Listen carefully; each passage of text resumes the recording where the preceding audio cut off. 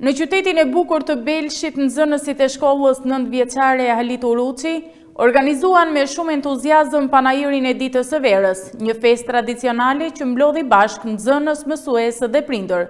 Pjesë e panajirit ishin gatime tradicionale shqiptare të përgatitura me kujdes nga nxënësit dhe familjet e tyre.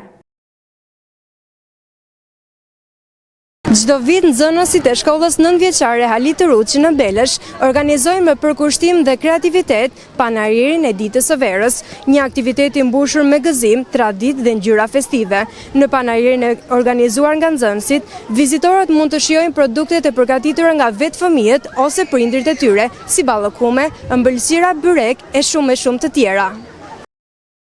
Në qytetin e bukur të Belshit, nxënësit e shkollës 9 vjeçare Halit Uruçi organizuan me shumë entuziazëm panajirin e ditës së verës, një festë tradicionale që mblodhi bashk nxënës, mësuesë dhe prindër.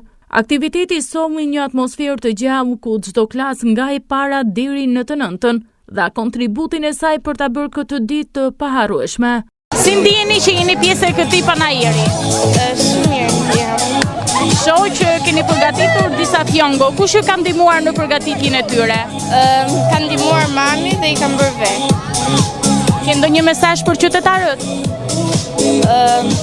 Të vinë ta vizitojnë panajirin tonë që kemi organizuar këtu në shkollë. Çfarë keni përgatitur për këtë panajir? Gurabie. Mami. Ballokume dhe pala. Mami. A keni shitur ndonjë gjë? Po, deri tani po, shumë. Kam gatuar cupcake. Kush ndihmoi në përgatitjen e tyre? Mami. Çfarë urimi do të jepni qytetarëve? Gëzuar ditën e verës. Mama ka ndihmuar mami. Ke ndonjë urim që do t'i japësh të qytetarëve të Belshit? Po, gëzuar ditën e verës. Mua më ndihmoi pak mami me këtë, nuk është e bërë. Në moltë të bëhet brumi dhe mbasi i piki moltë dhe pastaj ishte me një shiring çokoladës e Nutella. Për këtë panajir kam përgatitur 2 lloje kekësh. Një prej tyre shkrihet në gojë, edhe tjetri është i butë edhe kërës nga anët e ndryshme. Kush të ka ndihmuar në përgatitjen e kekut? Motra ime e dashur. Unë kam përgatitur kekë dhe tortë dhe gjërat e tjera. Gëzuar të gjithë ditën e verës.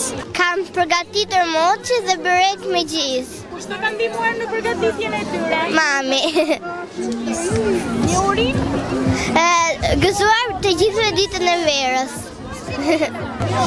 Do t'i mbaj për ekskursionin e klasës 5. Gëzuar ditën e verës! Kam thënë edhe disa vezë. Kush të ka ndihmuar në përgatitjen e tyre? Mami. Kam përgatitur vezë, ballokume.